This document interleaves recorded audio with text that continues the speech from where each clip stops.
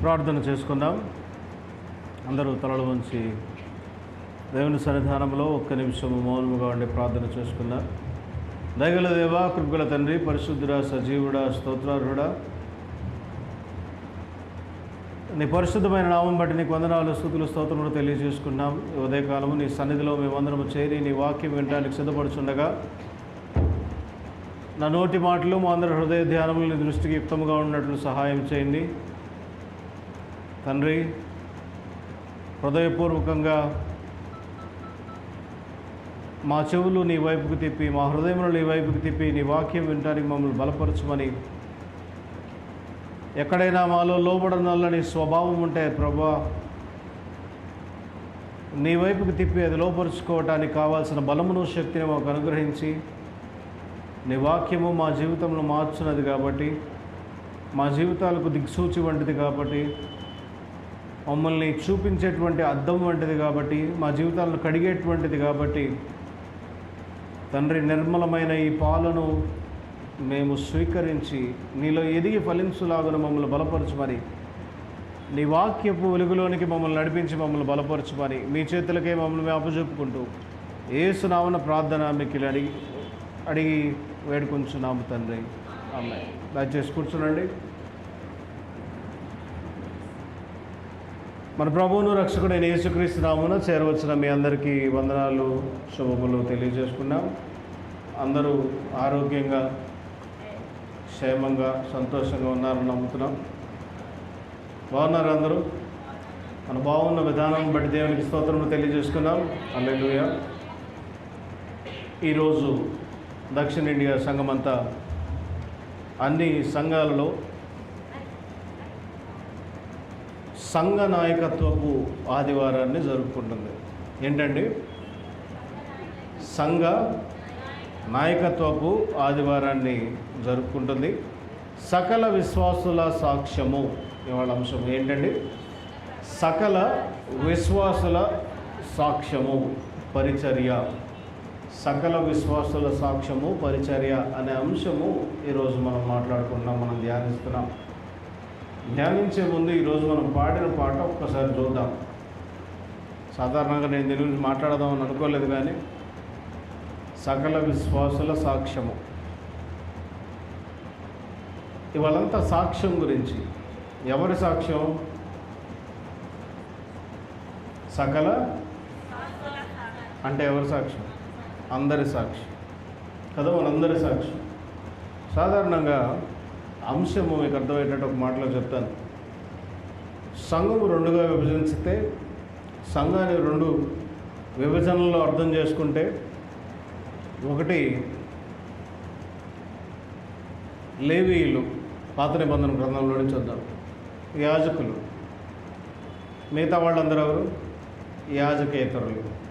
ఎన్ని గోత్రాలు ఉన్నాయి? లేవీ గోత్రం మరి ప్రత్యేకించాడా దేవుడు? ప్రత్యేకించి యాజకత్వం చేయమని వాళ్ళకి చెప్పి, యాజకత్వం వారికి చేయమని చెప్పి, యాజకత్వం ఎలాగూ చేయాలో చెప్పి నిర్గమాకాండంలోను, లేవీ కాండంలోను, ధర్మశాస్త్రంలోనూ వారికి సూచనలను అనుగ్రహించి చెప్పాడు. లేవీలు కాని వాళ్ళందరూ ఎవరు? ఇశ్రాయేలీయులు. వీరందరూ దేవునికి ఇష్టలు, దేవునికి ఇష్టమైన బిడ్డలు, దేవుడు ఏర్పాటు చేసుకున్నవాడు, దేవుడు పిలుచుకున్నవాడు, దేవుని ప్రజ. ఈ యాజకులు దేవుని యొక్క పరిచర్య చేస్తూ ఆ కాలంలో పాత నిబంధన గ్రంథంలో ఎట్లా ఉన్నారంటే, దేవునికి మానవునికి మధ్యలో మధ్యవర్తిత్వము చేసిన వారుగా ఉన్నారు. ఎప్పుడైనా సరే దేవాలయంలోనికి వెళ్ళి, యెరూషలేము దేవాలయంలోనికి వెళ్ళి డైరెక్ట్గా విశ్వాసి కానీ, డైరెక్ట్గా మిగతా 12 గోత్రములలో ఉన్నవారు ఎవరైనా కానీ ధైర్యంగా వెళ్ళి లోపలికి అతి పరిశుద్ధ స్థలంలోకి వెళ్ళిపోవచ్చా? వెళ్ళడానికి వీల్లేదు. అతి పరిశుద్ధ స్థలంలో యాజకుడికి మాత్రమే ప్రవేశం ఉంది. ఈ యాజకుడు ఏం చేసేవాడయా అంటే, అపరాధ పరిహారార్థ బలి ఇచ్చేవాడు, పాప పరిహారార్థ బలి ఇచ్చేవాడు. ఈ రెండు ఏంటి అని అంటే, మీరు చేసిన అపరాధానికి, మీరు చేసిన పాపాలకి ధర్మశాస్త్రపు లెక్క చొప్పున ఈ పాపం చేస్తే ఇది చేయాలి, ఈ పాపం చేస్తే ఇది చేయాలని ఒక లెక్క ఉంది. ఒకవేళ వ్యభిచార పాపం అనుకుందాం, ఆ వ్యభిచార పాపానికి ఒక లెక్క ఉంది. అంటే కోడెదోడనో ఇంకోటో దాన్ని తీసుకెళ్ళి దేవుని సన్నిధానంలో వధించి, ఆ వధించక మునుపు ఏ వ్యక్తి అయితే పాపం చేస్తాడో ఆ వ్యక్తి, పాపం చేసిన వాడు ఈ పశువు మీద తన చేతులు ఉంచుతాడు. చేతులు ఉంచినప్పుడు యాజకుడు ప్రార్థన చేస్తాడు. చేసిన తర్వాత దాన్ని వధించి ఆ రక్తాన్ని తీసుకొచ్చి ఆయన మీద ప్రోక్షిస్తాడు. ఆ రక్తాన్ని తీసుకొచ్చి ఎవరైతే పాపం చేశారో వారి మీద ప్రోక్షించగానే వారి పాపం పరిహరించబడి ఇది దేవుడు స్వీకరిస్తాడు పరిశుద్ధ బలిపీఠం మీద. అంటే ఇప్పుడు ఏం చేస్తున్నాడు యాజకుడు? ఈయన దేవుడి దగ్గరికి డైరెక్ట్గా రాలేడు, ఆయన డైరెక్ట్గా ఈయనతో మాట్లాడలేడు, మధ్యవర్తిత్వం వహిస్తున్నాడు. ఇప్పుడు యేసుక్రీస్తు ప్రభుల వారు ఈ భూలోకంలోనికి వచ్చి సెలువు మీద మరణించి ఆయన మనందరి కొరకు ఒక ప్రార్థన చేశాడు. 17వ అధ్యాయం యోహాను సువార్త చూస్తే మనకు బాగా తెలుసు. దాన్ని ఏమంటారంటే ప్రధాన యాజకుని ప్రార్థన. హెబ్రీయులకు రాసిన పత్రిక 3వ అధ్యాయంలో కూడా ఈ ప్రధాన యాజకుని గురించి రాయబడింది. ఏమిటి అంటే యేసుక్రీస్తు ప్రభుల వారు ప్రధాన యాజకుడు. ఏ రకంగా ప్రధాన యాజకుడు అయ్యా అంటే ఆయన మీ అందరి కొరకు మొరబెట్టి మీ అందరి కొరకు దేవుని దగ్గర తీసుకెళ్ళి మీ పాపములను మీ దోషములను రిప్రజెంట్ చేస్తున్నాడు. యాజకుడు చేసే పని అదే కదా, ఇప్పుడు చెప్పుకున్నాం కదా. ఆ రిప్రజెంటేషన్ ఏ లెవెల్లో ఉంది అని అంటే తనను తాను రిక్తునిగా చేసుకుని శిలువు మీద బలియాగము చెందించి ఆయన కేవలం మధ్యవర్తి మాత్రమే కాదు సుమా, మన కోసం ఆయనే బలిగా అర్పించబడ్డాడు, మన కోసం ఆయనే బలిగా ఉంచబడ్డాడు. ఈ బలిని దేవుడు స్వీకరించాడు. అసలు ఎందుకు ఈ బలి, ఎందుకు ఈ తతంగం అంతా మనం చూసుకుంటే పాత నిబంధన గ్రంథంలో ఆది కాండములో ఆది యందు దేవుడు మానవుని సృజించినప్పుడు దేవుని యొక్క చిత్తం ఏంటయ్యా అంటే దేవునితో సహవాసం చేయటానికి, దేవునితో కలిసి నడవటానికి, దేవునితో మాట్లాడటానికి, దేవుడితో ముచ్చటించడానికి, దేవుడితో కలిసి జీవించటానికి. ఒక వివాహ వ్యవస్థలో ప్రవేశించినప్పుడు బాగా పరిశుద్ధత కలిగిన స్త్రీ లేదా బాగా స్వచ్ఛత కలిగిన ఓసిడి అంటారు కదా, అలా బాగా ఓసిడి ఉన్న భార్య, బురదలో పందిలాగా తిరిగి వచ్చేటువంటి భర్త జల్లప్ అవుతారు, కలిసి ఉంటారా? ఏదో చోట వాళ్ళు భయంకరమైన వ్యత్యాసం వస్తుంది. బాగా మంచి అమ్మాయి లేదా బాగా మంచి పురుషుడు మాట్లాడితే పక్కింటి వాళ్ళు జుట్టు పట్టుకునే భార్య, వాళ్ళందరికీ సెట్ అవుతుందా? అవుతుందండి. క్రీస్తు సంఘాన్ని ప్రేమించటానికి ఎంతగా తన ప్రాణం పెట్టాడో కొత్త నిబంధన గ్రంథంలో మనకు కనపడుతుందో పాత నిబంధనలో కూడా దేవుని ప్రేమ అంతే గొప్పగా కనపడుతుంది. ఆయన మానవుడితో కలిసి జీవించడానికి, ఆయన మానవుడితో కలిసి సహవసించడానికి, ఆయన మానవుడిని ప్రేమించి లోకమును ఎంతగానో ప్రేమించి సృష్టిని అందంగా తయారు చేసి ఈ మానవుడు రాకమునిపై అన్నిటినీ ఆయన కొరకు తీసుకొచ్చి పెట్టి, బా ఎంత గొప్ప ప్రేమ! ఒంటరిగా ఉన్నాడు, ఒంటరి ఉండకూడదని చెప్పి మళ్ళీ ఆయన మీద ప్రేమ చూపించి స్త్రీని కలుగజేసి సాటి అయిన సహాయము దయచేసి ఏం తక్కువ చేశాడు? భూమిని ఫలించి నిండించి విస్తరించి అభివృద్ధి చెందమని ఆశీర్వాదాలు ఇచ్చి ప్రతి మంచిది నువ్వు తినటానికే, ప్రతి మంచిది నువ్వు అనుభవించడానికే, ప్రతి మంచిది నువ్వు బాధ్యత తీసుకోవడానికే. దేవుడు ఇది నాది నువ్వు బయటికి పోమని ఎప్పుడు చెప్పాడు? అంతకుముందే అన్నీ నీవి, అన్నిటినీ ఏలుకో, అన్నిటి మీద బాధ్యత తీసుకో అని చెప్పిన ఆ దేవుడే ఎవరైనా మన ప్రాపర్టీలో అవకాశం ఇస్తున్నారంటే, మనకున్న ఆస్తిలో భాగం ఇస్తున్నారు. తల్లిదండ్రులే బిడ్డలకి సరిగ్గా ఇవ్వలేని రోజులు ఇవి. ఒకళ్ళని ప్రేమిస్తే ఒకళ్ళని ప్రేమించలేకపోవచ్చు. అన్నదమ్ములే ఆస్తి విషయాల్లో గొడవ తీసుకున్నారు. దేవుడు అంతగా ప్రేమించాడంటే అన్నిటి మీద అధికారం ఇచ్చాడు. అదే రీతిగా సృష్టికి ప్రతి సృష్టి కలిగించేటువంటి అవకాశం మానవుడికి ఇచ్చాడు బిడ్డలు కంటానికి. నేను మాత్రమే సృష్టికర్తను అని సృష్టికర్తకున్న లక్షణాలు ఆయనలో పెట్టుకోవాలి. ఆయన ఏం చేశాడు? తన లక్షణాలను తీసి మానవుడిని తయారు చేసి మానవుల్లో ఆ లక్షణాలు పెట్టాడు. ఏం లక్షణాలు ఇవ్వంటే దైవ పోలిక. ఎవరి పోలికలు? ఆయన పోలికలు, ఆయన స్వరూపము చొప్పున ఆయన మానవుడిని తయారు చేశాడు. సరే, ఆయన పోలికలు ఆయన స్వరూపములో మానవుడిని తయారు చేసినప్పుడు ఆయన పోలికను ఆయన స్వరూపాన్ని మనం చూసి మనం ఏం చేయాలి? ఆయన బిడ్డలుగా మానవుడు ఏం చేయాలి? దానికి అనుగుణంగా ఆయన జీవించాలి, దానికి అనుగుణంగా ఆయన నడుచుకోవాలి, దానికి అనుగుణంగా ఆయన జీవితాన్ని మార్చుకోవాలంటే దీన్ని పిలుపు అంటాం. పిలుపు అంటే ఏంటో తెలుసా మీకు? యాజకుల్ని దేవుడు సేవకు రమ్మని పిలుస్తూ ఉంటాడు.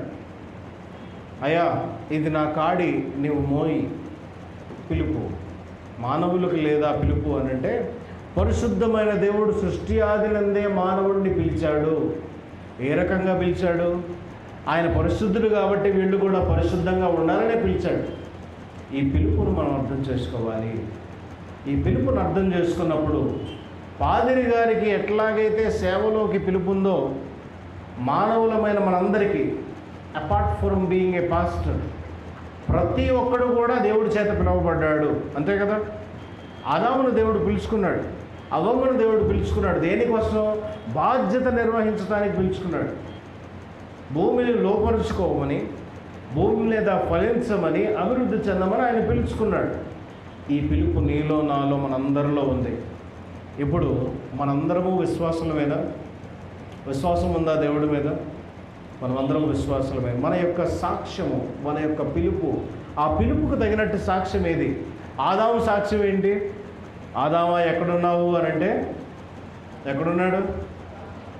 దాక్కున్నాడు, ఆన్సర్ చెప్పలేకపోతున్నాడు. ఇంకా నిజం చెప్పాయా అంటే నువ్వు ఇచ్చిన ఈ స్త్రీ మన తప్పిదమును ఒప్పుకునేటువంటి పరిస్థితిలో, పాపము చేసిన పరిస్థితిలో, దేవుని చిత్తానికి దూరమైనటువంటి పరిస్థితిలో, దేవుని యొక్క పోలికలో పుట్టి కూడా దేవుని పోలికను మనం భ్రష్టు పట్టించేటువంటి పరిస్థితిలోకి వచ్చేసాం. ఈ పిలుపును మర్చిపోకూడదు. ఈ రకంగా ఇప్పుడు చూసుకుంటే సంఘంలో ఎవరుంటారు? యాజకులు, యాజకేతరులు, మిగతా విశ్వాసులు. యాజకులు, విశ్వాసులు వీరందరూ ఎట్లా ఉండాలి? యాజకుడికి మాత్రమే పిలుపు ఉందా అంటే సంఘమంతటికి పిలుపు ఉంది. సంఘమంతటికి ఉన్న పిలుపును, సంఘమంతటికి ఉన్నటువంటి పిలుపును మనం ఏ రీతిగా అర్థం చేసుకుంటాం? సంఘమంతటికి ఉన్నటువంటి సాక్ష్యమును మనం ఏ రీతిగా అర్థం చేసుకుంటాం? ఒక మాట ఈరోజు ఖచ్చితంగా చెప్పి ముందుకు వెళ్ళాలి. పేతురు రాసిన మొదటి పత్రిక మనం ఎలాగో చదువుకుంటాం, మీ తీయకల్లా మళ్ళీ చెప్తాను నేను. ఈ మాట వినండి. Priesthood of all believers. విన్నారు ఎప్పుడైనా? సకల విశ్వాసుల యొక్క యాజకత్వం. మీరందరూ దేవుని చేత ఏర్పాటు చేయబడిన వారై రాజులైన యాజక సమూహముగా ఉన్నారంటే ఏమని పిలుస్తున్నాడు? దేవుని ప్రజలందరినీ కూడా ఆయన యాజక సమూహంగా పిలుస్తున్నాడు. దేవుని యొక్క ప్రజలందరినీ కూడా ఆయన యాజక సమూహంగా పిలుస్తున్నాడు. అసలు యాజకత్వం గురించి చూద్దాం. బైబిల్లో యాజకత్వం మనకి ఎక్కడ కనపడుతుంది అని అంటే పాత నిబంధన గ్రంథంలో ఆదికాండంలో చూస్తే అక్కడ ఒక యాజకుడు కనపడుతున్నాడు, నిరంతర యాజకుడు. ఎవరైనా? మెల్కీజెదెక్, మెలెక్ జాదోక్. మెలెక్ అంటే రాజు, జాదోక్ అంటే యాజకుడు. మెలెక్ జాదోక్, ఆయన రాజును యాజకుడు కూడా. ఏంటండి ఆయన లక్షణము అంటే ఏం చేస్తున్నాడు? అబ్రహాం దగ్గరికి వచ్చి ఆయన రొట్టె ద్రాక్షారసము తీసుకొచ్చి అబ్రహాంకి ఇచ్చాడు. ఆయన సాక్రమెంట్ చెప్పుకున్నాం కదా మనం చాలాసార్లు సాక్రమెంట్ గురించి. సంస్కారం ఇస్తున్నాడు. యాజకుల యొక్క పాత్ర ఏంటయ్యా అంటే సంఘానికి సంస్కారం అందించే పాత్ర. ఏమిటి సంస్కారము? బాప్తిస్మము ఒక సంస్కారము, అలాగే రొట్టె ద్రాక్షారసము ఒక సంస్కారము. ఈ సంస్కారాన్ని అందించేవాడు మధ్యవర్తి. ఈ యాజకత్వము చేస్తూ మెల్కీజెదకు చేసిన పనిని మనం జ్ఞాపకం చేసుకుంటే, మెల్కీజెదకు తర్వాత చాలామంది యాజకులు వచ్చారు. బైబిల్లో చాలామంది యాజకుల పేర్లు మనకు తెలుసు. ఆ యాజకులు ఏమేమి చేశారో మనకు తెలుసు. ఈ యాజకుల్లో తప్పులు చేసిన వాళ్ళు కూడా మనకు తెలుసు. ఎవరు? సరే, మనందరికి ఇంకా బాగా తెలిసిన యాజకుల గురించి చెప్పుకుందాం. సమూయేలు కాలంలో ఉన్న యాజకుడు ఎవరు? ఏం చేశాడు ఏలీ? ఏలీ చేసిన తప్పేంటయ్యా అంటే తప్పు అని చెప్పలేకపోవడం, తప్పును తప్పు అని ఖండించలేకపోవడం. ఈ రోజుల్లో యాజకులు చేసేటువంటి పెద్ద తప్పు అదే. ఆ రోజుల్లో ఏలీ చేశాడని అనుకుంటున్నాం. ఈ రోజుల్లో యాజకులు చేసేటువంటి పెద్ద తప్పు ఏంటంటే నువ్వు తప్పు చేస్తున్నావయ్యా, నువ్వు చేసేది ధర్మం కాదయ్యా, నువ్వు చేసేది నీతి కాదయ్యా, నువ్వు చేసేది క్రమం కాదయ్యా. ఏంటి వీళ్ళ భయం? మళ్ళీ రేపొద్దు నుంచి తంతాడేమోనని.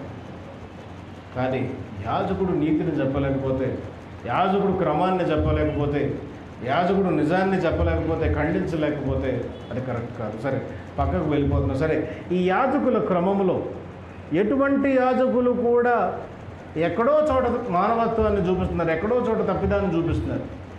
నిజంగా యాజకుడు దేవునికి ఎవరు చేశారు అని అంటే యాజకత్వం యేసుక్రీస్తు ప్రభుల వారు ఒక్కడే నిజమైన యాజకుడు. అది యోహాను సువార్త 17వ అధ్యాయంలో మనకు కనపడతా ఉంటుంది.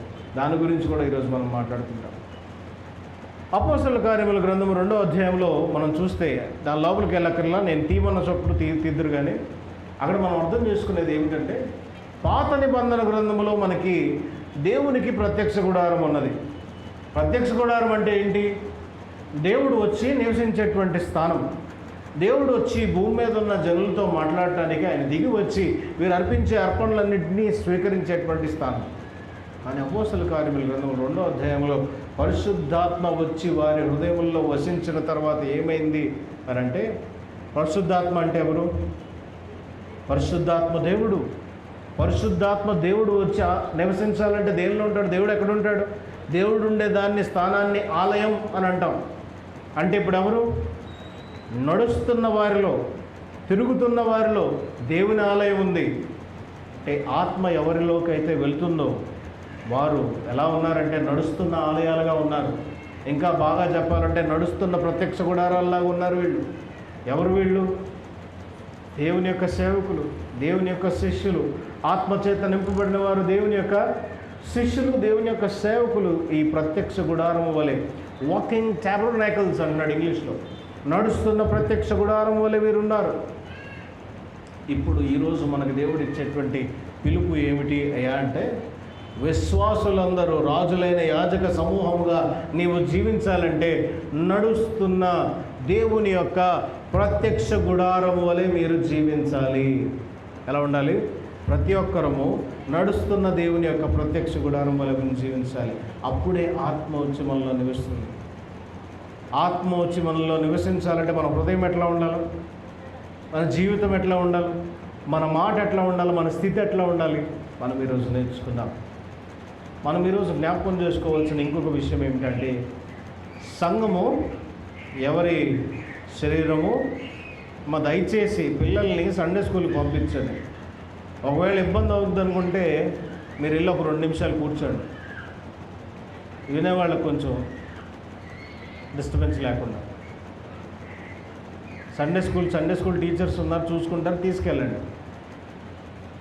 సో ఈ ప్రత్యక్ష గుడారము అనేది ఎలా ఉండాలి అని అంటే, మనం ఎలా ఉండాలంటే దేవుని చిత్తములో, దేవుని చిత్తానుసారమైన వారముగా, దేవునికి అనుకూలమైన వారముగా మనం జీవిస్తూ ప్రత్యక్ష గుడారముల వలె మనం జీవించాలి. సరే, సంఘము క్రీస్తు యొక్క శరీరమై ఉన్నది. అంటే సంఘానికి శిరస్సు క్రీస్తు. ఈ మాటలన్నీ మనకు బాగా తెలుసు.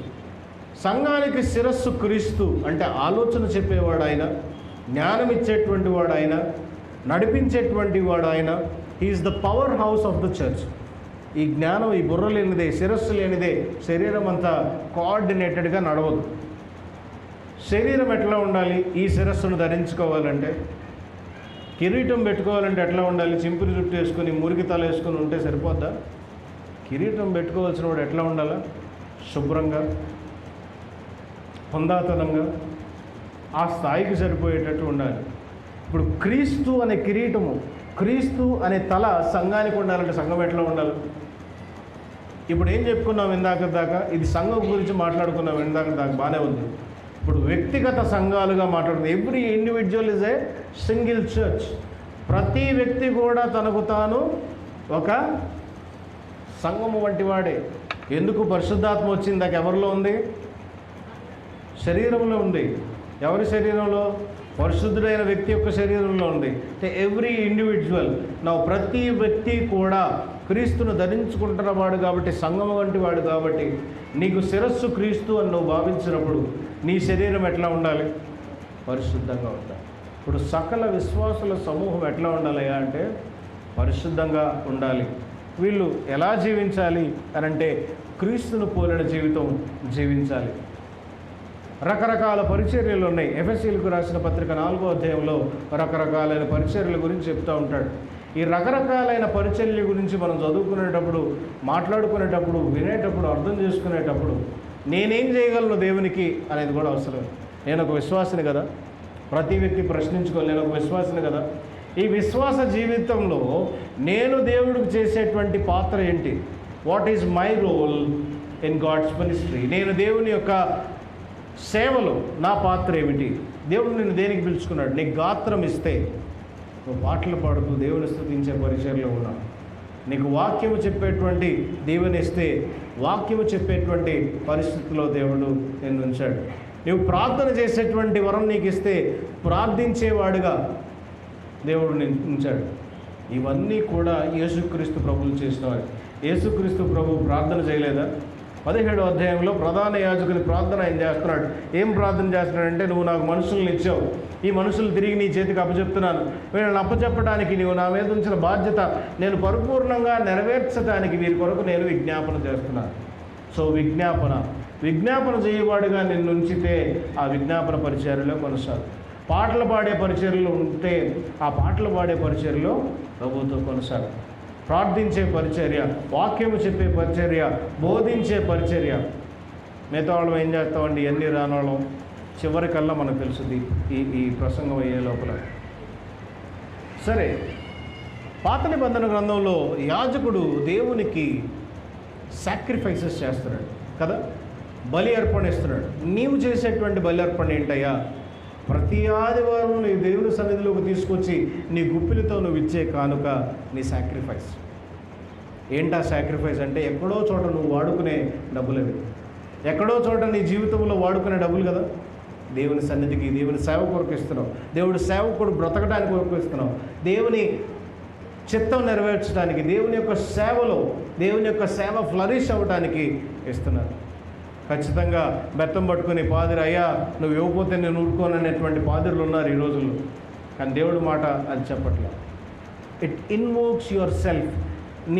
నీ హృదయంలో స్వేచ్ఛాపూరితమైన కానుక ఎంత ఇవ్వాలని నువ్వు అనుకుంటున్నావో అంత కానుక ఇవ్వడానికి దేవుడు ప్రేరేపించిన దాని కొలది నువ్వు ఇవ్వచ్చు. అది కూడా సాక్రిఫైస్. సో ఎవ్రీ ఇండివిజువల్, ప్రతి వ్యక్తి కూడా దేవుని సన్నిధిలో చేసేటువంటి సాక్రిఫైస్ అది.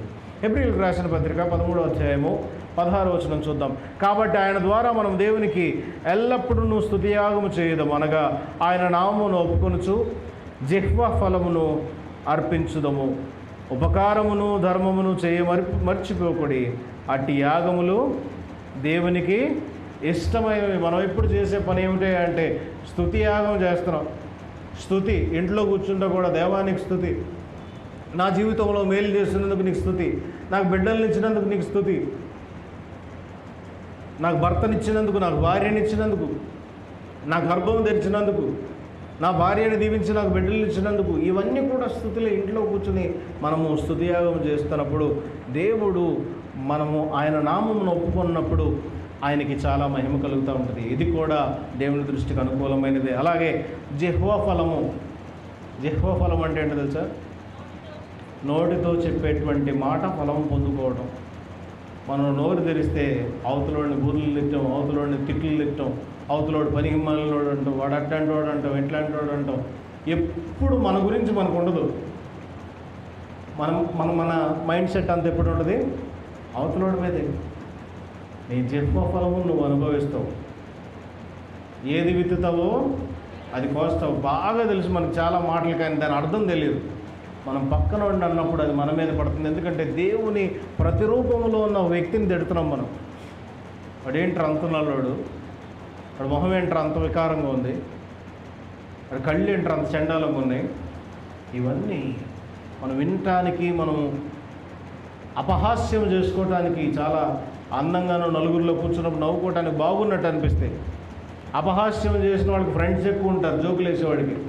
కానీ ఈ ప్రాసెస్లో మనము దేవుని యొక్క పోలికను అవమానిస్తున్నాము అనేది కూడా మనం జ్ఞాపకం చేసుకోవాలి. కాబట్టి తర్వాత మాట, ఉపకార ధర్మము చేయటం మరిచిపోకూడదు. అట్టి యాగములు దేవునికి ఇష్టమైనవి. మనం చేసేటువంటి ఉపకారం సంఘములో కానీ, వెలుపల కానీ, సంఘం బయట ఉన్న పేదలకి మీరు సహాయం చేస్తున్నప్పుడు, నీ సొంత బంధువుకు నువ్వు సహాయం చేసినప్పుడు, అవసరంలో ఉన్న వాడికి నువ్వు ఆదుకొనినప్పుడు, అది కూడా దేవుని చిత్తానికి అనుకూలమైనదిగా, దేవునికి యాగముగా. యాగం అంటే ఏంటి? ప్రతిఫలం కోసం చేసేది యాగం కదా. భారతీయ సంస్కృతిలో ప్రతిఫలం కోసం చేసేది యాగం. ఇలాంటివన్నీ దేవుని దృష్టికి అనుకూలమైనవి. రోమీయులకు రాసిన పత్రిక 12వ అధ్యాయం 1వ వచనం. కాబట్టి సహోదరులారా, పరిశుద్ధమును దేవునికి అనుకూలమైన సజీవ యాగముగా మీ శరీరమును ఆయనకు సమర్పించుకొనని దేవుని వాత్సల్యమును బట్టి మిమ్మల్ని బతిమాలుకుంటున్నాము. ఇట్టి సేవ మీకు యుక్తమైనది. కాబట్టి ఇక్కడ ఏమంటాడంటే, మిమ్మల్ని మీరే దేవునికి అంగీకారయుతమైనటువంటి అర్పణగా మిమ్మల్ని మీరే మార్చుకోండి. మీరు చేసేటువంటి సర్వీస్ దేవుడు తీసుకుంటున్నాడు, మీరు ఇచ్చేటువంటి ఆఫరింగ్స్ దేవుడు తీసుకుంటున్నాడు. ఇప్పుడు God is calling to you to a higher level sacrifice. మిమ్మల్ని మీరే ఉన్నతమైన స్థితిలోనికి దేవుడు మిమ్మల్ని పిలుస్తున్నాడు. మిమ్మల్ని మీరే దేవునికి సజీవమైన యాగముగా మిమ్మల్ని మీరు సమర్పించుకొనడి. దేవునికి అనుకూలమును సజీవమైన యాగముగా మీ శరీరములను ఆయనకు సమర్పించుకొనడని దేవుని వాత్సల్యం బట్టి బతిమాలుకుంటున్నానని చెప్తున్నాడు. సో ఎవ్రీ సింగిల్ పర్సన్, ఇప్పటిదాకా నువ్వు ఇచ్చేటువంటి సాక్రిఫైసెస్ మనీలో ఉందేమో, ఆఫరింగ్లో ఉందేమో, కానీ ఈరోజు దేవుడు అడుగుతున్నాడంటే, ఈ వాక్యము ద్వారా మిమ్మల్ని మీరే దేవునికి అనుకూలమైన సువాసన భరితమైనటువంటి సజీవ యాగముగా మిమ్మల్ని మీరు అర్పించుకోండి. ఈ పాట ఉంది కదా, సజీవ యాగముగా మన శరీరమును సమర్పించి సంపూర్ణ సిద్ధినంద శుద్ధాత్మను నొసగితది. నిజముగా ఈ పాట పాడినప్పుడు దాన్ని అన్వయించుకుంటే మన జీవితాలకి, అయ్యా సజీవమైన యాగముగా, యాగం అంటే సజీవమైన యాగం అంటే తీసుకెళ్ళి బర్న్ సాక్రిఫైస్, ఆయన ముందు నన్ను నేను కాల్చుకుంటున్నాను తండ్రి, నా జీవితం ఇక నీకోసమే, నన్ను నేను నీకు అర్పించుకుంటున్నాను నీకోసమే. కొన్ని అర్పణలు ఎట్లా ఉంటాయంటే, కొంతమంది అర్పణలు ఎట్లా ఉంటాయంటే, ఒక సంఘంలో పనిచేశాను నేను. ఒక ఆయన మైక్ ఇచ్చాడు, ఆయన పాటలు పాడతాడు బాగా. ఆ మైక్ ఇచ్చిన తర్వాత ఆ వారం నుంచి స్పెషల్ సాంగ్స్ ఆడటం మొదలుపెట్టాడు. సరే కదా, మైక్ ఇచ్చాడు కదా అని అయ్యగారు కూడా ఏమంటాడు పాపం, మామూలుగా అయితే సిఎస్ఐ యాంగ్లికన్ సెటప్లో స్పెషల్ సాంగ్స్ పాడరు సర్వీస్లో, సర్వీసే. సరే ఇచ్చాడు, బాధపడతాడు. 2 వారాలు ఇచ్చాడు, 3 వారాలు ఇచ్చాడు. ఈయన బాధ కూడా చెప్పాడు, అయ్యా సమయం వృధాగా పోనీయకూడదు, దేవుని వాక్యానికి దేవుని ఆరాధనకు తప్ప మధ్యలో దేనికి చోటు ఇవ్వకూడదని అంటే నొచ్చుకుని నేను చేసిన పని ఏంటో తెలుసా, అందరితో చెప్పడం మొదలుపెట్టాడు. నేను మైక్ ఇచ్చాను, నాకు పాట ఇవ్వట్లేదు, నేను మైక్ ఇచ్చాను, నాకు పాట ఇవ్వట్లేదు. లెక్కలు అడుగుతాం మనం దేవుడిని కొన్నిసార్లు. లెక్క మంచిదే, కానీ అయ్యా నీకు నేను ఎంత చేశాను, మొన్నే నా జీవితంలో అత్యంత కష్టం మీద కూడా నీకు దశమభాగం ఇచ్చాను. నా జేబులో లేకపోయినా నీ ఆరాధనలో నేను 500 వేశాను. నాకు ఎంత బాగోపోయినా చర్చి నిర్మాణం కోసం కూడా ఇచ్చాను. ఇదే మన లెక్కలు. మనల్ని మనమే ఆఫరింగ్గా ఇచ్చుకున్నప్పుడు వి షుడ్ంట్ ఆస్క్ గాడ్ అగైన్, దేవా నన్ను, నా శరీరాన్ని నీకు సజీవ యాగముగా సమర్పించుకున్నాను, నా సొంత చిత్తానికి, నా ఇష్టానికి, నా కోరికకు, నా జీవిత ఆశలకు తిరిగి నా శరీరాన్ని నేను అడగను అని దాని అర్థం. ఇప్పుడు చెప్పండి, సజీవ యాగముగా నా శరీరం సమర్పించి అనే పాట పాడే ముందు అంత సమర్పణ మనకుందా? మనం పాటలు పాడతాం, పాటల అర్థాలు తెలుసుకుని పాడాలి. కొన్ని పాటలు పాడాలంటే భయం వేయాలి మనకి, కానీ పాడొద్దని కాదు, అన్వయించుకుని పాడమని దాని అర్థం. కాబట్టి దేవుడు అడుగుతున్నాడు, ఈజ్ ఆస్కింగ్ us సజీవ యాగముగా శరీరాన్ని సమర్పించుకునేటువంటి పరిస్థితిలోనికి మనల్ని మనము నలగొట్టుకోవాలి. అది ప్రతి విశ్వాసి చేయాల్సినటువంటి పని. యజ్ఞం చేసేవాడు యాజకుడు, బలి అర్పించేవాడు యాజకుడు. ఇప్పుడు ఏమని పిలుస్తున్నాడు? విశ్వాసులందరూ కూడా యాజకులు అవ్వండి. అర్థమవుతుందా నేను చెప్పేటువంటి మాట? ఇప్పుడు దాకా చెప్పిన ప్రతి మాట అన్వయించుకుంటే యాజకుడు చేసేటువంటి కార్యం దేవునికి విజ్ఞాపన చేయటం, దేవునికి బలి అర్పించడం, ప్రార్థనలు చేయటం, బోధించడం, దేవుని వాక్య విస్తరణ కొరకు సిద్ధపడటం, ఇవన్నీ విశ్వాసులైన వారందరూ కూడా పనిచేయాలి. 1500వ శతాబ్దంలో మార్టిన్ లూథర్ అనేటువంటి ఒక వ్యక్తి రోమన్ కేథోలిక్ సంఘానికి వ్యతిరేకంగా పోరాడాడు. ఆయన పోరాడటానికి కారణం ఏంటయ్యా అంటే, రోమన్ కేథలిక్ సంఘం వాళ్ళందరూ కొన్ని నియమాలను పెట్టారు. ఈ నియమాలన్నింటిలో ఒక నియమం ఏంటంటే, యాజకులు తప్ప, పోపు తప్ప ఇంకెవడు గొప్పవాడు కాదు. పోపు తర్వాత యాజకులు ఉన్నారు. ఈ యాజకులు వీళ్ళ దగ్గరే బైబిల్ ఉండాలి, యాజకులు వీళ్ళ దగ్గరే వాక్యం ఉండాలి, యాజకులు వీరు మాత్రమే చెప్పాలి. ఇంకెవరైనా చెప్తే చెప్పే అవకాశం లేదు అసలు. అలాంటి సమయంలో ఈయన ఈ పేతురు రాసిన మొదటి పత్రిక 2వ అధ్యాయమును పట్టుకుని ఈయన మాట్లాడుతూ ఉన్నాడు. ఏమని మాట్లాడుతున్నాడు అని అంటే, అందరూ విశ్వాసులందరూ కూడా యాజకులే, విశ్వాసులందరూ కూడా యాజకులే. దేవుడు విశ్వాసులందరినీ కూడా యాజకులు అవ్వమంటానికే పిలుస్తున్నాడు. అంటే మీరు ఈ రోజు నుంచి మీ పనులు వదులుకొని, మీ జీతాలను వదులుకొని, మీ జీవితాలను వదులుకొని సంఖలో బైబిల్ పెట్టుకుని బయలుదేరి వెళ్ళమని కాదు. ప్రీస్ట్హుడ్ ఆఫ్ ఆల్ బిలీవర్స్ అనే దానికి అర్థం ఏమిటి అని అంటే, మన జీవితంలో దేవుడు మనకు అనుగ్రహించిన తలాంతులను తిరిగి ఆయన కొరకు యాజకత్వం చేస్తూ, తిరిగి ఆయన కొరకు వాటిని వాడుతూ ఉండటమే. ఇంకొక మహాపండితుడు ఏమని రాస్తాడంటే, your workplace is your altar. నువ్వు ఎక్కడ పనిచేస్తున్నావో అదే నీ ఆల్టర్. ఆల్టర్ అంటే పరిశుద్ధ స్థలం. పరిశుద్ధ స్థలం. నువ్వు పనిచేసే స్థలం నీకు ఎట్లా ఆల్టర్ అవుతుంది? నువ్వు చేసేటువంటి పనిలో నువ్వు నమ్మకంగా ఉంటే, దేవుడు నీకు ఇచ్చినటువంటి బాధ్యతలో నీవు నమ్మకంగా ఉంటే, దేవుడు నీకు వచ్చినటువంటి వ్యాపారంలో నీవు నమ్మకంగా ఉంటే, దేవుడు నీకు ఇచ్చినటువంటి మాటలో నీవు నమ్మకంగా ఉంటే, అక్కడ దేవుడిని నీవు మహిమపరుస్తూ ఉన్నావు. నీ వ్యాపారంలో 5 రూపాయలకు అమ్మాల్సిన వస్తువు 7 రూపాయలకు అమ్మావనుకో, మ్యాక్సిమం రిటైల్ ప్రైస్ 5 రూపీస్. 5 కంటే ఎక్కువ ఎవడమ్మడు. కానీ కొన్నిసార్లు కొంతమంది చెప్తూ ఉంటారు, ఏదైనా అమ్మాల్సిన పరిస్థితి వస్తే 5 రూపాయలు 6 రూపాయలకి అమ్మాలంటే ఏమని చెప్తారు? ఫ్రిడ్జ్లో పెట్టేవాడిని అందుకని రూపాయి. విన్నారా ఇట్లాంటి మాటలు ఎప్పుడైనా? మోసమే కదా అది. God is calling you to be a just person. నువ్వు ఎక్కడ నుంచున్నావో అక్కడ న్యాయమును, నీతిని, దేవుని యొక్క రాజ్య విస్తరణ కొరకు ఆయన నీలో ఉంచిన తన చిత్తాన్ని నెరవేర్చడానికి నిన్ను వ్యాపార స్థలంలో, ఉద్యోగ స్థలంలో నమ్మకంగా నిలవమన్నాడు. గవర్నమెంట్ ఉద్యోగాలు చేసేవాళ్ళు చాలామంది ఉన్నారు, లంచాలు తీసుకునేవాళ్ళు. దేవుని చిత్తం అది. నీ పనిలో దేవుడు నిన్ను ఎందుకు పెట్టాడో ఆ న్యాయమును నీవు నడిపించలాగా దేవుడు నిన్ను అక్కడ నియమించాడు. నీవు అక్కడ దేవుడి న్యాయం జరిగించడమే నీ యాజకత్వ పని. అక్కడ నీ న్యాయమును జరిగించడమే దేవుడు నిన్ను ఎన్నుకున్న పిలుపునకు నీవు ఇచ్చేటువంటి ఆన్సర్. ఎఫెసీయులకు రాసిన పత్రిక 4వ అధ్యాయం చూద్దాం. మనమందరము విశ్వాస విషయంలోనూ, దేవుని కుమారుని కూర్చిన జ్ఞానం విషయంలోనూ ఏకత్వం పొంది సంపూర్ణ పురుషులకు వరకు, అనగా క్రీస్తునకు కలిగిన సంపూర్ణతకు సమానమైన సంపూర్ణత కలవారముల వరకు ఆయన ఇలాగ నియమించను.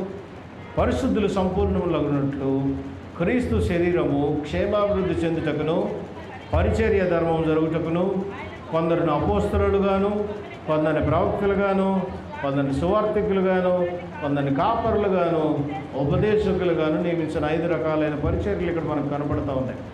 రకరకాల పరిచర్యలు దేవుడు ప్రతి ఒక్కరికి ఇస్తూ ఉంటాడు.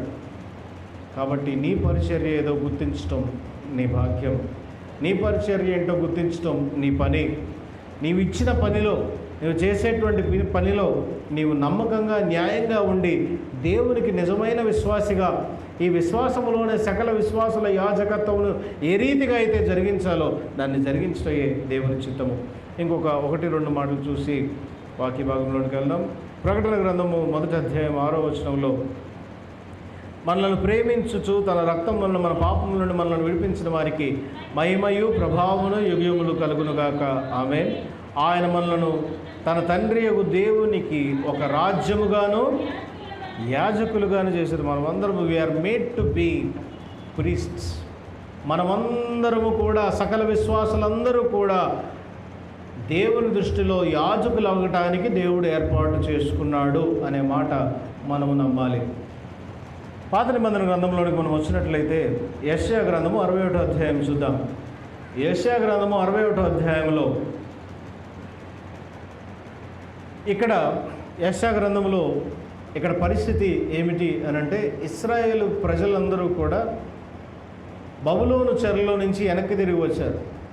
ఈ బబులోను చెరలో నుంచి వెనక్కి తిరిగి వచ్చిన తర్వాత అక్కడ పరిస్థితి ఏంటయ్యా అంటే, దేవాలయం పాడైపోయింది, వీధులు పాడైపోయినాయి, సొలొమోను కట్టించిన కట్టడాలన్నీ నాశనం అయిపోయినాయి. ఎక్కడ కూడా పాత యెరూషలేము ఛాయ, పాత ఇశ్రాయేలు ఛాయ అక్కడ కనపట్ల.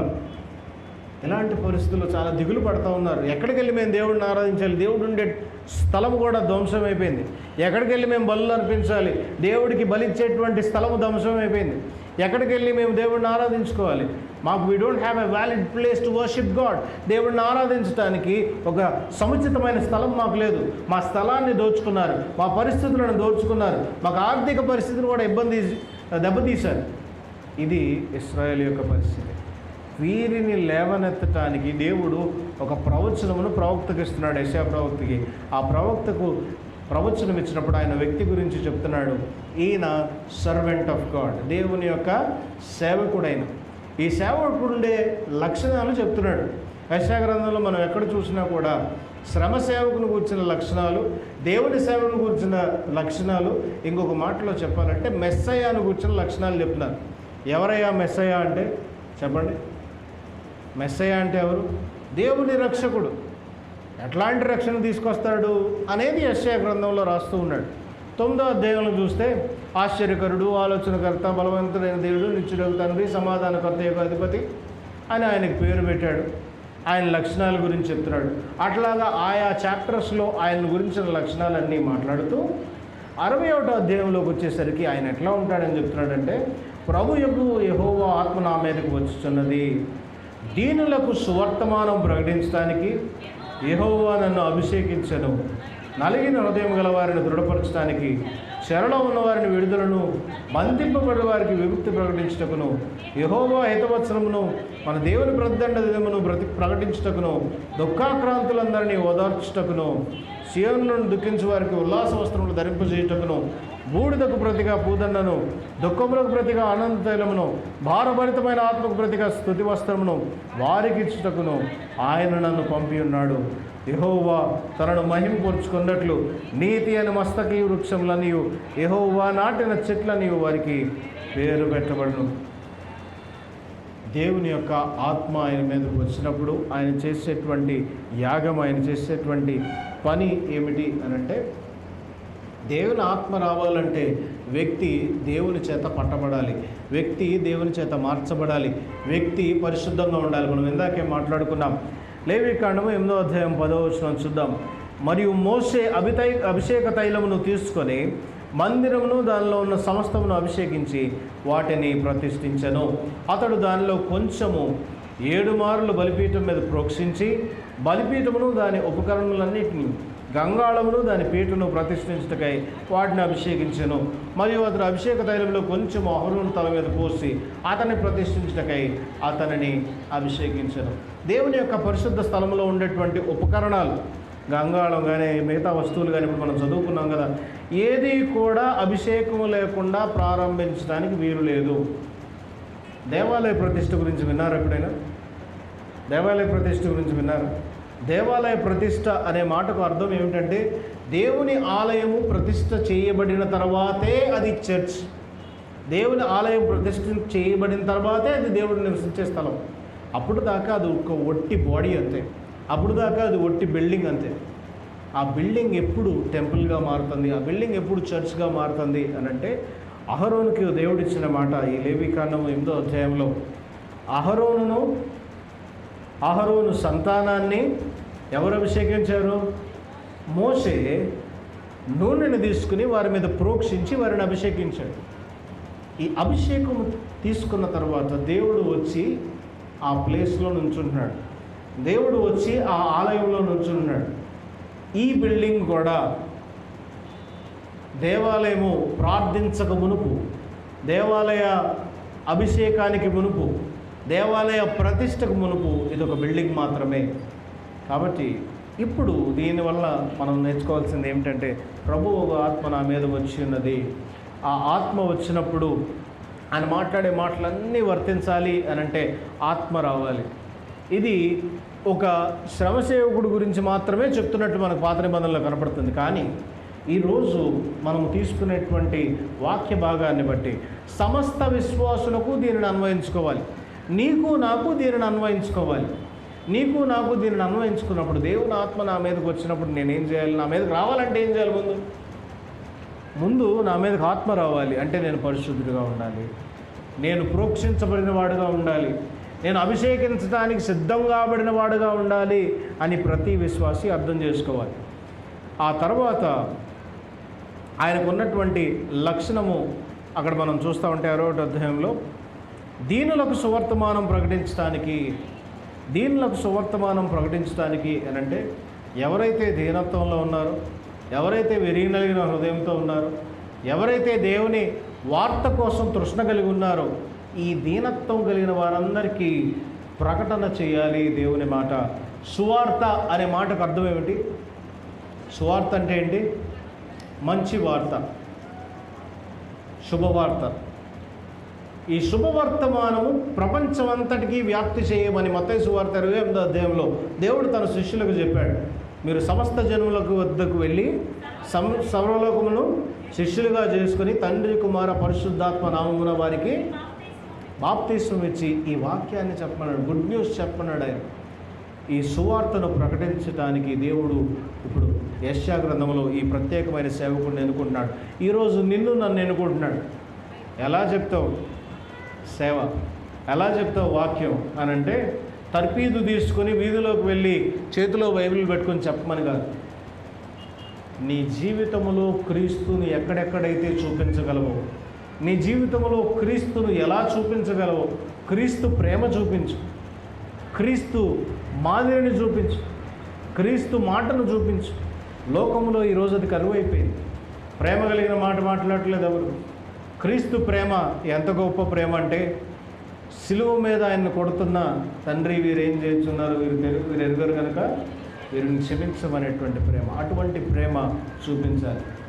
దీనిని ఏమంటారంటే ఒక మాట ప్రెజెన్స్ ఇవాంజలిజం అంటారు ఇంగ్లీష్లో.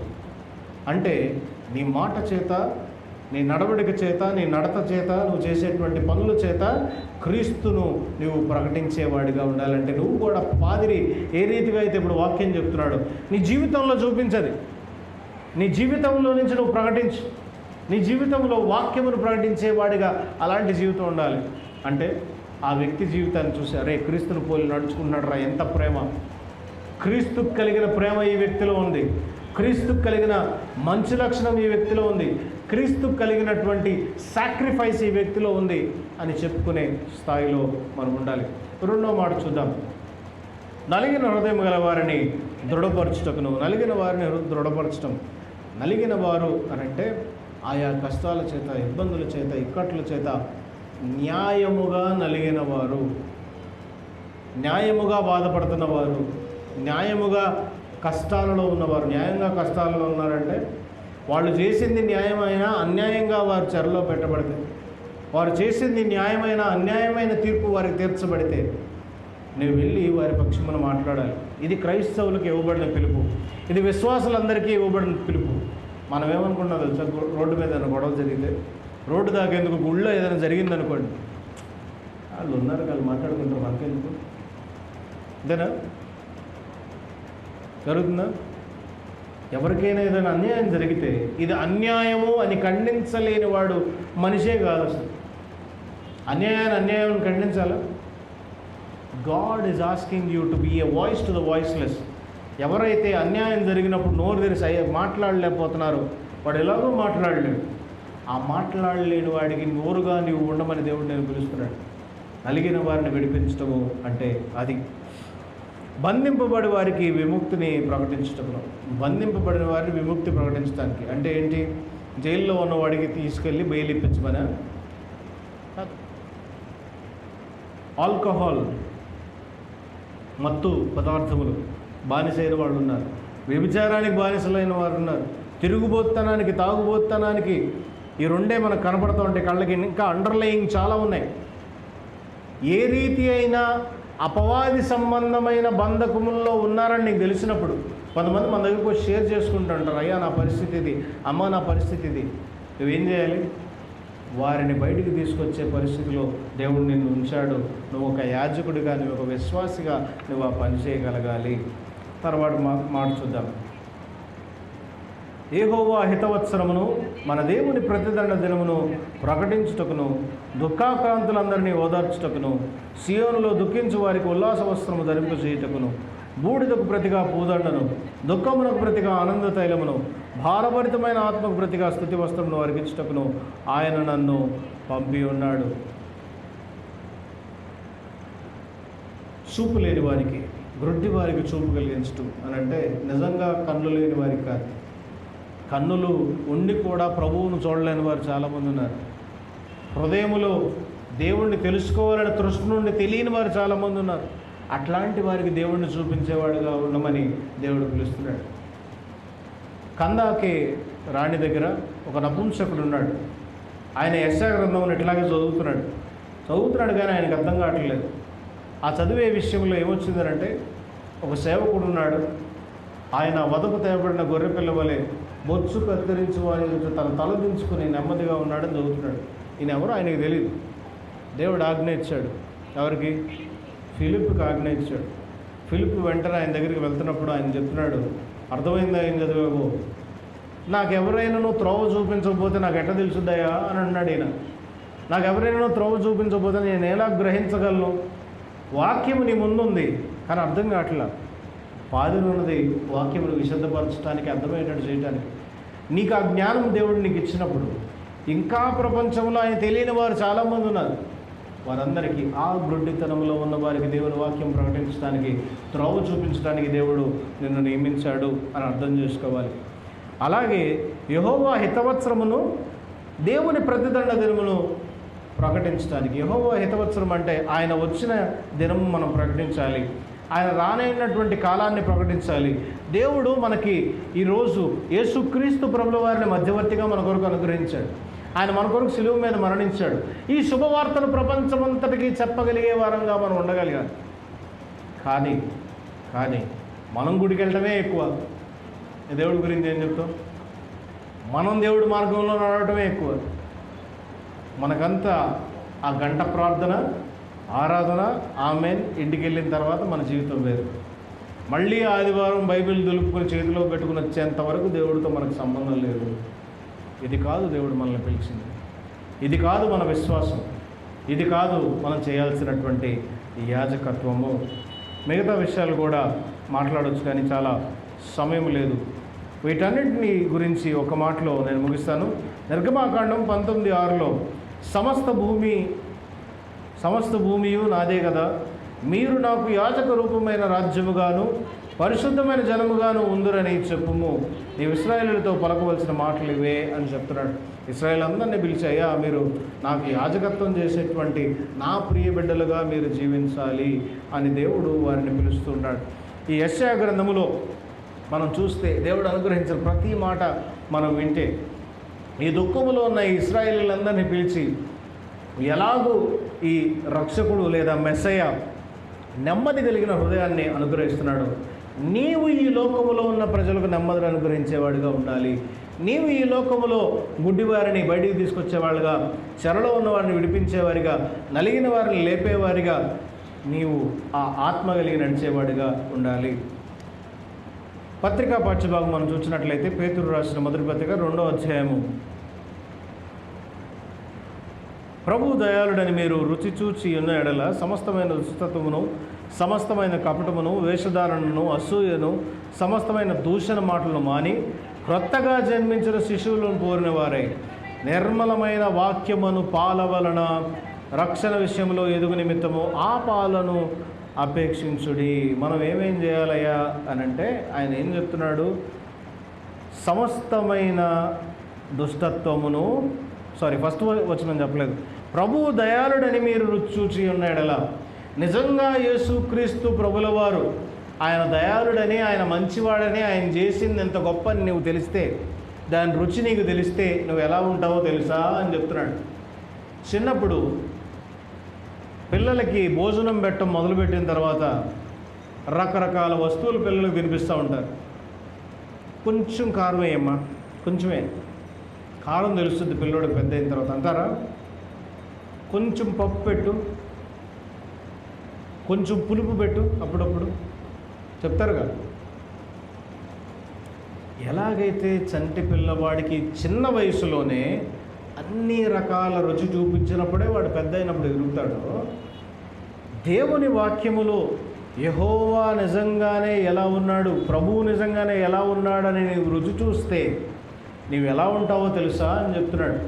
ఈ మాట మనం జ్ఞాపకం చేసుకుందాం. పాత నిబంధన గ్రంథంలో ఒక మాట ఉన్నది, యెహోవా ఉత్తముడని ఇర్మియా 15:16 ఉంది, యెహోవా ఉత్తముడని రుచి చూచి తెలుసుకోవాలి. పాటలు కూడా పాడతాం, రుచి చూచి ఎరిగి తిని. ఏం లాభం? మనం మారం. రుచి చూసి ఎరిగి తిని అని పాట పాడతాం, బాగా వచ్చి మనకు పాటలు. మనం మారుతామా? మారం. ఎలా ఉండాలి అని చెప్తున్నాడంటే, సమస్తమైన దుష్టత్వమును మానాలి. సమస్తమైన దుష్టత్వము అంటే ఏమిటి అని అంటే, నీ జీవితంలో అన్ని మంచి మేళ్ళు పొందుకుని కూడా ఇంకా కంప్లైంట్లు చేస్తూనే ఉంటాం. అది వ్యక్తి వల్ల నీకు మంచి కలిగిన, యాజకుడి వల్ల నీకు మంచి కలిగిన, నీ ఉండే సెయింట్ జాన్స్ చర్చ్ వల్ల నీకు మంచి కలిగిన, నీ పక్కింటి ఆమె వల్ల నీకు మంచి కలిగిన, ఇంకా కూడా మళ్ళీ తిరిగి దుమ్మెత్తి పోస్తూ ఉంటావు చూడు, అది సమస్తమైన దుస్తత్వం అంటే. పొందుకొని జీవితంలో అన్ని మేళ్ళు పొందుకొని అంతా దగ్గరికి తెచ్చుకుని కూడా ఇంకా దుమ్మెత్తి పోసే పని మీద ఉంటాం చూడండి, దుష్టత్వం. అది నాదైనా మీదైనా ఖండించబడాల్సింది. దుష్టత్వాన్ని వీడి ఉండాలి. యేసును నమ్ముకున్నవాడు, ఆయన్ని రుచి చూచినవాడు అని అంటున్నాడు. రెండో మాట చూడండి, సమస్తమైన కపటము. కపటము అంటే ఎలా అంటే, దేవుడు నిన్ను నడపాల్సిన త్రోవలో నీవు ఉండాల్సిన వాడే. సాధారణంగా ఉదాహరణ చెప్తాను. పిల్లలకి ఫీజు కట్టడానికి ఫీజు ఒక 350 రూపాయలు అనుకుందాం. కానీ మీ అబ్బాయి వచ్చి మీ దగ్గర 3,500 రూపాయలు తీసుకున్నాడు. అమ్మ, ఎగ్జామ్ ఫీజు 3,500 కట్టకపోతే ఫెయిల్ అవుతానంటే ఏం చేస్తావు? కాలేజీకి ఫోన్ చేసి 3,500 అని అడుగుతావా? పిల్లలు నమ్ముతావు. 3,500 ఇస్తావు. ఎన్ని రెట్లు ఇచ్చావు? ఇప్పుడు 10 రెట్లు ఎక్కువ ఇచ్చావు. దేవుడు నీ జీవితంలో కూడా 10 రెట్లు ఎక్కువ ఇస్తున్నాడు. అన్నీ పొందుకుని కూడా దేవుడిని మోసం చేస్తాం చూడండి మనం. మోసం అంటే ఏంటి? ఆయన ఏం అడగట్లా, నీ జీవితాన్ని సరి చేసుకుని పరిశుద్ధంగా ఉండు అని అడుగుతున్నాడు. అది మోసమే కదా. సంఘాన్ని మోసం చేస్తాం, భార్య భర్తని, భర్త భార్యని, బిడ్డలు తల్లిదండ్రుల్ని, తల్లిదండ్రులు బిడ్డల్ని. ఈ మోసాలన్నింటినీ మనము చేయాల్సిన వారం కాదు. యాజకులుగా, విశ్వాస సమూహముగా ఏంటి నీ సాక్ష్యం? ఈ మోసాలన్నీ చేస్తే వేషధారణ, హిపోక్రసీ. ఈ వేషధార ఎట్లా ఉంటాడంటే, ప్రపంచం అందరికీ వాక్యం చెప్తాడు వీడు, పాదిరిలాగా మాలాగా. లోపలుండే కుళ్ళు, కుషిద్ధము, మురికి, మస్టు ఎవడికి కనపడదు. తెల్లబట్టలు కదా బయటికి కనపడేదంతా. లోపల మేమేం చేస్తాం, వారం మధ్యలో మేమేం చేస్తాం సంఘానికి తెలియదు. ఆ మురికిని పెట్టుకుని నేను కనుక వచ్చి ఈ వాక్యం చెప్తే దేవుడు అంగీకరిస్తాడు. అదే రీతిగా సంఘములో ఆదివారం నుంచి ఆదివారం నీ విశ్వాసం, ఆదివారం మధ్యలో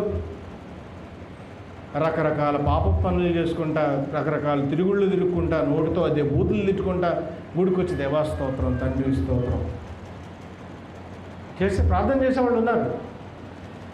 దేవుడు ఈరోజు అడుగుతున్నాడు వేషధారణ.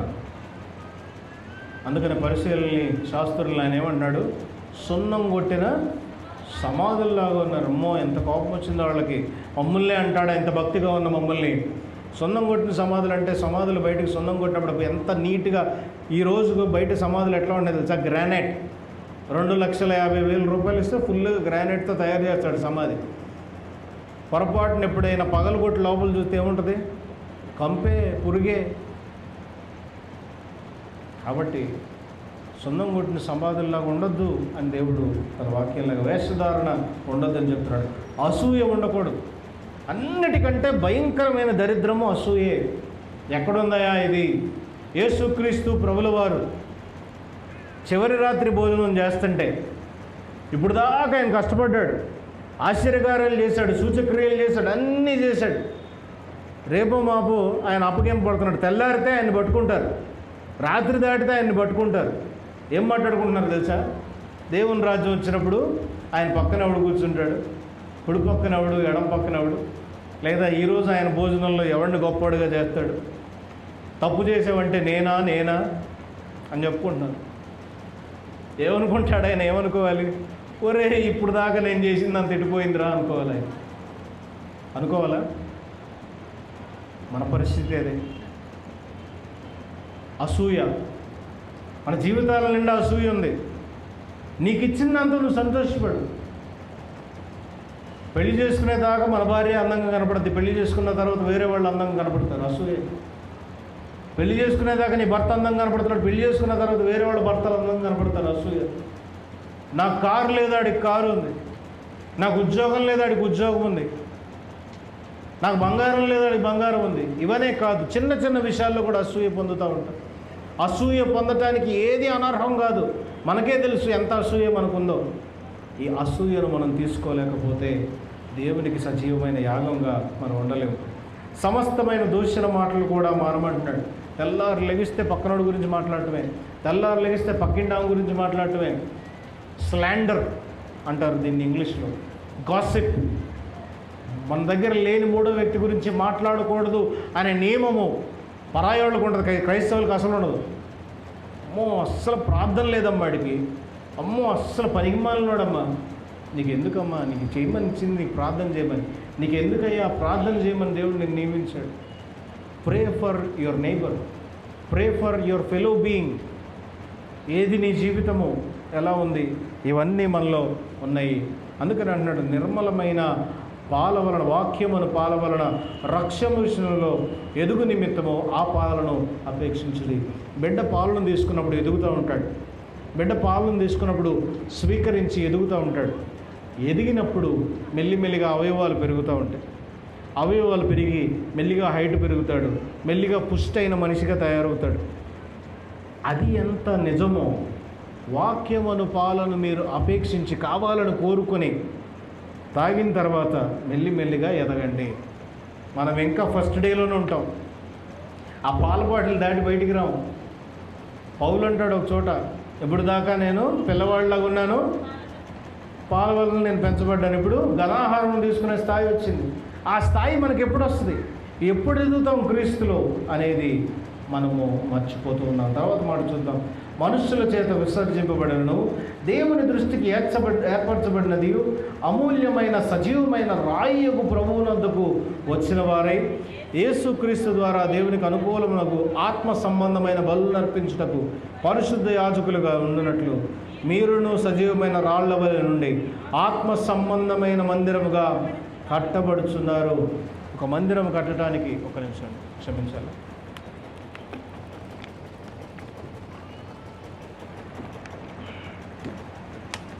ఒక మందిరం కట్టడానికి రాయి ఎట్లా కావాలో రాళ్ళన్నింటినీ తీసుకొచ్చి పేర్చి ఒక స్ట్రక్చర్ ఫామ్ చేసి దాని నుంచి పెద్ద టెంపుల్ కడతా ఉంటారు. ఇల్లు కూడా అంతే.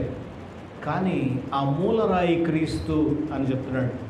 అంత మాత్రమే కాదు, సజీవమైన రాయి క్రీస్తు అని చెప్తున్నాడు. క్రీస్తు సజీవమైన రాయిగా, సంఘానికి నిజమైన రాయిగా, సజీవమైన రాయిగా, అంటే ఆయన పైనుంచి దిగువచ్చి మానవుడిగా పుట్టాడు, సజీవమైన రాయిగా నిలిచాడు. ఆ సజీవమైన రాయిగా నిలిచిన వాడు దేవుని కొరకు తన ప్రాణాన్ని అర్పించాడు. ఈ సజీవమైన రాళ్ళుగా మీరు కూడా ఉండండి అని పిలుస్తున్నాడు దేవుడు. Be like living stones. మీరు యాజకులుగా నివసించాలి, విశ్వాసులుగా నివసించాలి, సజీవమైన రాళ్ళగా నివసించాలి. సజీవమైన రాళ్ళుగా నివసించడం అంటే ఏంటో తెలుసా? ఒక్కొక్క రాయి పనివేసుకుంటేనే పెద్ద సంఘం. ఒక్కొక్క వ్యక్తి పనివేసుకుంటేనే పెద్ద సంఘం. నిజమైన సంఘం ఏర్పడాలంటే ఆ సంఘంలో ఉన్న ఒక్కొక్క వ్యక్తి కూడా చాలా స్పష్టంగా, సజీవంగా క్రీస్తును పోలి నడుచుకోవాలి. 118వ సంకీర్తన 22వ వచనంలో ఇల్లు కట్టువారు నిషేధించిన రాయి మూలకు తలరాయి ఆయను. ఇప్పుడు క్రీస్తు సంఘానికి మూలరాయి. క్రీస్తు లేనిదే సంఘము లేదు. క్రీస్తు సంఘానికి శిరస్సు, క్రీస్తు సంఘానికి పెద్ద, క్రీస్తు సంఘానికి తల, క్రీస్తు సంఘానికి అధ్యక్షుడు. కానీ ఎవరెవరైతే ఆయనను అంగీకరించరో, ఇదిగో 6వ వచనం చూద్దాం. ఇదిగో నేను ముఖ్యముగా ఏర్పరచబడినది అమూల్యమునగు మూలరాతిని సియోనులో స్థాపించుతున్నాను, ఆయన యందు విశ్వాసముంచు వాడు ఏమాత్రమును సిగ్గుపడడు అను మాట లేఖనమందు రాయబడి ఉన్నది. విశ్వసించున్న మీకు ఆయన అమూల్యమైన వాడు. విశ్వసింపని వారికైతే ఇల్లు కట్టువారు ఏ రాతిని నిషేధించరో అదే మూలకు తలరాయి ఆయను. ఇల్లు కట్టడానికి రాళ్ళు తెచ్చుకొని పెట్టుకొని, ఒకవేళ ఈ రాయిని ఎవడైనా బలంగా తీసుకొచ్చి ఆ ఇంటి మీద పడేస్తే ఇల్లు మొత్తం కూలిపోయింది అనుకోండి, ఎట్లా ఉంటుంది? విశ్వసించిన వాడికి మాత్రం అది ఇల్లు కట్టుకునే రాయి.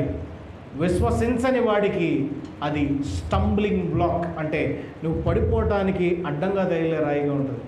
దేవుడు ఎంత లోకాన్ని ప్రేమించాడో, దేవుడు ఎంత లోకాన్ని ఆయన కృపను చూపించాడు. 3:16 మనం చెప్పుకుంటూ ఉంటాం కదా, ఆయన లోకమును ఎంతో ప్రేమించాడు. ఎందుకంటే ఆయన తన ప్రియకుమారుని మనందరికీ ఇచ్చి ఆయన యందు విశ్వసించిన వాడు నశింపక నిత్య జీవం పొందడానికి మన కొరకు ఆయన ఇచ్చాడు.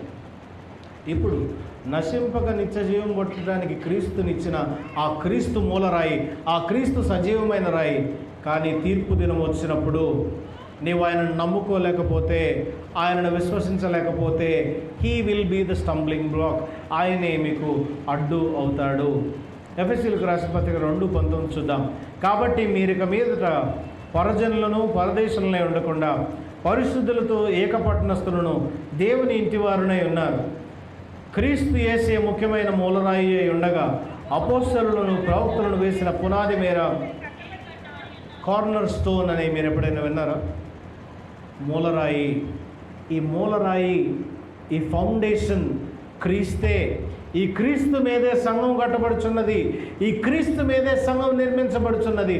అపోస్తలులు కానీ, మిగతా వాళ్ళు కానీ, యాజకులు కానీ, ఈరోజు పాస్టర్స్ కానీ ఎవరైనా సరే సంఘాన్ని నిర్మించాలంటే క్రీస్తు మూలరాయిగా ఉన్నాడు. ఈ క్రీస్తు లేనిదే ఎవరు కట్టలేరు. కొరింథీయులకు రాసిన మొదటి పత్రిక 6:19 చూద్దాం.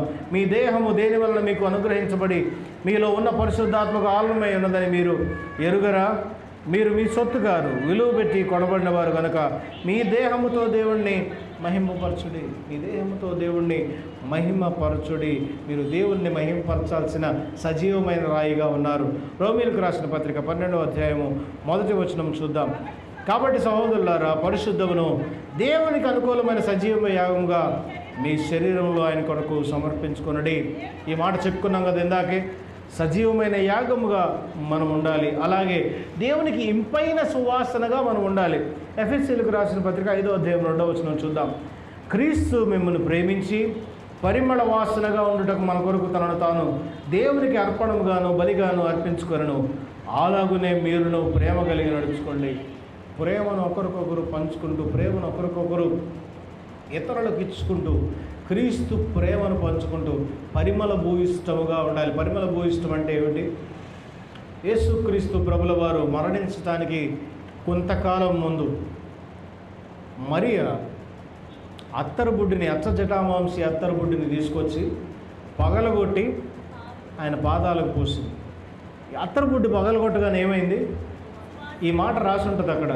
ఆ సువాసన ఇల్లంతా వ్యాపించి ఉంది. ఆ సువాసన ఇల్లంతా వ్యాపించి ఉంది. 1 సంవత్సరం కష్టపడాల్సిన డబ్బులు, 1 సంవత్సరపు జీతం ఆమె ఖర్చు పెట్టింది దాని మీద. కాసేపట్లో ఇల్లంతా సువాసనతో నిండిపోయింది. కానీ సువార్త యొక్క అర్థం ఏమిటంటే, ఆమె పేరు ఎక్కడ చెప్పుకుంటే ఇప్పటికీ కూడా ఆమె పేరు సువాసన వచ్చింది. ఎందుకు? యేసును అభిషేకించినందుకు, ఎందుకు? యేసును విశ్వసించినందుకు, ఎందుకు? యేసును ప్రేమించినందుకు. ఇప్పుడు ఈయన ఏం చెప్తున్నాడంటే ఈ వాక్యంలో, మీరందరూ కూడా ఆ అచ్చ జటామాంసి అత్తరుబుడ్డులాగా, సెంట్ లాగా ఉండండి. ఇంగ్లీష్లో ఒక మాట చెప్పాలంటే be like scent, be like fragrance. ఈ సెంట్ ఎట్లాగా ఉండాలి? కొట్టగానే 5 నిమిషాలు అయిపోయేటట్టు కాదు. పరిమళ భూయిష్టమైన సువాసనగా ఉండండి. ఈ భూమి మీద దేవుడు పీల్చగానే ఆగ్రహించి, అబ్బా ఎంత మంచి సువాసన నా బిడ్డ జీవితం అనేటువంటి విశ్వాస జీవితాన్ని మనం జీవించాలి. ఎఫెసీయులకు రాసిన పత్రిక 4వ అధ్యాయం 18వ వచనం చూద్దాం. నాకు సమస్తమును సమృద్ధిగా కలిగి ఉన్నది. మీరు పంపిన వస్తువులను ఎపఫ్రోదితు వలన పుచ్చుకొని ఏమీ తక్కువ లేక ఉన్నాను. ఈయన రాస్తున్నాడు అపోస్తలుడైన పౌలు ఎఫెసీయులకు. ఏం రాస్తున్నాడు? మీ అందరూ నాకు ప్రేమగా రాసి పంపించిన వస్తువులు నేను పొందుకున్నాను. మీ వలన నేను దీవించబడ్డాను. మీ వలన నేను ఆశీర్వదించబడ్డాను. Your gifts to God are a blessing to you again. మీరు దేవునికి ఇచ్చేటువంటి వస్తువులు, మీరు దేవునికి ఇచ్చేటువంటి కానుకలు, మీరు దేవునికి తీసుకొచ్చేటువంటి ప్రజెంట్స్, మీ స్వేచ్ఛాయుతమైన అర్పణలు. 10వ భాగం పాత నిబంధన కాన్సెప్ట్. పాత నిబంధన కాన్సెప్ట్లో ఏం చేస్తారంటే 10వ భాగం ఇచ్చారు. 10వ భాగం ఇచ్చినప్పుడు ఏంటి? వారి జీతంలో 10వ భాగం. అట్లాగే ఏం చేశారంటే వాళ్ళు పుదీనాలో, సోపులో, జీలకర్రలో 10వ భాగం. అంత బాగా ఇచ్చినోడివి నీ సమయంలో 24 గంటలు కూడా 10వ భాగం ఇచ్చావంటే ఆన్సర్ ఉండదు. ఈరోజు నూతన నిబంధనలోకి వచ్చేసరికల్లా కృపలో ఉన్న మనకి, క్రీస్తులో ఉన్న మనకి 10వ భాగం ఉందంటే 10వ భాగం లేదు. కానీ ఏముందంటే స్వేచ్ఛార్పణలు ఉన్నాయి. ఆ స్వేచ్ఛార్పణలు ఈరోజు మనం 10వ భాగంగా ఇస్తున్నాం. ఎట్లాంటి స్వేచ్ఛార్పణ తెలుసా? దేవుడు నిన్ను ఎంత ప్రేరేపిస్తే అంత ఇవ్వు. రూపాయి ఇవ్వు. నీ మీద అధికారి రూపాయి ఎందుకు ఇచ్చావురా అనేవాడు ఎవడు లేడు. 500 ఇవ్వు. 1000 రూపాయలు ఇవ్వు. కొంతమంది తీసుకువచ్చి అపోస్తలుల దగ్గర వారి ఆస్తిని వాళ్ళ పాదాల దగ్గర పెట్టారు. నేను అందుకనే రాస్తున్నాడు, వాళ్ళ వల్ల నేను పొందుకున్నాను. ఇందాక చెప్పుకున్నాం కదా, సాక్రిఫైస్. మన ఆఫరింగ్స్ దేవునికి సాక్రిఫైస్. మనం దేవుడికి ఇచ్చేటువంటి కానుక ఏదో మన జీవితంలో వదులుకుని దేవునికి ఇస్తున్నాం, అది sacrifice. God will accept your sacrifice. హెబ్రీయులకు రాసిన పత్రిక 13వ అధ్యాయము 15వ వచనం చూద్దాం. కాబట్టి ఆయన ద్వారా మనం దేవునికి ఎల్లప్పుడూ స్తుతి యాగము చేయదము, అనగా ఆయన నామమును ఒప్పుకొనుచు జిహ్వ ఫలములు అర్పించుదాం. ఇందాక చదువుకున్న మాటే, మీ నోటితో మీ స్తుతులతో దేవునికి జిహ్వ ఫలములు అర్పించే వారముగా ఉండాలి. యాజ్ ఎ హోల్ మనం ఇప్పుడు చెప్పుకున్న వాక్యం అంతా ఒక్క మాటలో చెప్పండి అంటే, మీరు రాజులైన యాజక సమూహముగా మీరున్నారు. దేవుని సేవ కొరకు మీరందరూ పిలువబడిన వారు. విశ్వాసులందరూ యాజకులే. మీరు దేని వల్ల అతిశయించాలి అంటే క్రీస్తు నామం వల్ల అతిశయించాలి. నిజంగా యాజకులుగా జీవించాలి అంటే ప్రతి విశ్వాసి ఎలా జీవించాలో మన వాక్యం ద్వారా తెలుసుకున్నాం. అలాంటి జీవితం మనం జీవించలేనప్పుడు, అలాంటి జీవితం మనం గడపలేనప్పుడు మన విశ్వాసం ఎందుకు? ఆ ప్రశ్న మనం వేసుకోవాలి. ఈరోజు దేవుడు మనల్ని ప్రశ్నిస్తున్నాడు. చివరిగా ఒక్క మాట, యోహాను సువార్త 17వ అధ్యాయంలో యేసు ప్రధాన యాజకుని ప్రార్థన చేస్తున్నాడు. ఈ ప్రధాన యాజకుని ప్రార్థనలో దేవునికి మొరపెడుతున్నాడు ఆయన. తండ్రి అయిన దేవా, ఈ ప్రజలకు నిన్ను నేను కనపరచులాగున నీవు నాకిచ్చిన ఈ ప్రజల గురించి నేను మొరపెడుతున్నాను. నన్ను చూసినవాడు నిన్ను చూసినట్టే. నిన్ను చూడాలంటే నన్ను చూడాలి. ఆయన రాసింది అదే. మన మాటలో చెప్తున్నాను, సొంత భాషలో సరళ భాషలో చెప్తున్నాను. యేసును చూసినవాడు తండ్రిని చూసినవాడే. తండ్రిని చూడాలంటే యేసును చూడాల్సిందే. విశ్వాసము, ఈయన యందు విశ్వాసం ఉంచాలి. ఈరోజు మన ముందు ఉంచబడినటువంటి టార్గెట్ ఏమిటంటే, తండ్రి, కుమార, పరిశుద్ధాత్మ త్రియేక దేవుని యందు విశ్వాసం ఉండాలి. కేవలం విశ్వాసం ఉంటేనే, కేవలము బాప్తీసం తీసుకుంటేనే, కేవలం ఎన్ని జరిగితేనే మనం క్రైస్తవులని కాదు. నిజముగా క్రీస్తుని పోలి నడుచుకోవాల్సిన పని, నిజముగా క్రీస్తుని పోలి నడుచుకోవాల్సిన భారము ప్రతిరోజు మన మీద ఉంది. కాబట్టి ప్రియ సంగమా, ఈరోజు లైటీ సండే అందరికీ పిలుపు, విశ్వాసులందరికీ పిలుపు. మీ పిలుపును మీరు లోబడి జీవిస్తున్నారా లేదా? నేను కూడా నా యాజకత్వ పిలుపును నేను లెక్క చెప్పుకోవాలయ్యా.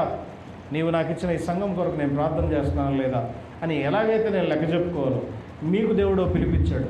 మీ పని స్థలాలలో, మీరు చేసేటువంటి ఉద్యోగాలలో, వ్యాపారాలలో, మీ దైనందిన జీవితంలో, మీ ఇరుగు పొరుగు వారికి, మీ ఇంటి పక్క వారికి, ఎదురు వారికి, అన్యజనులకు మీరు ఇచ్చేటువంటి సాక్ష్యం ఏది?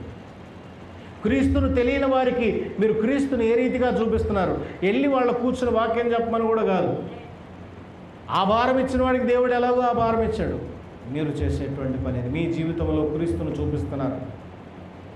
దయచేసి మనల్ని మనం సరిచేసుకోవాల్సిన అవసరం మనకు ఎంతో ఉంది. ఈరోజు దేవుడు మాట్లాడిన మాట వ్యర్థము కాకుండా మన జీవితాల్లో ప్రార్థన చేసుకుందాం, తల వంచుకుందాం. దయగల దేవా, కృపగల తండ్రి, పరిశుద్ధుడ, సజీవుడ, మా కొరకు మీరు అనుగ్రహించిన వాక్యం బట్టి నీకు వందనాలు. ఈ వాక్యం లోతుల్లో మనల్ని నడిపించినందుకు నీకు స్తోత్రములు. ఈ కృపలో జ్ఞాపకం చేసుకుని ధైర్యముగా, విశ్వాసము కలిగి ప్రభువా, నీ ప్రియబిడ్డలుగా, నీ సాక్షులుగా మేము ఈ జీవితంలో బ్రతకగలిగినట్లు కృపను అనుగ్రహించమని యేసు నామమున ప్రార్థన వేడుకుంటున్నాం తండ్రి.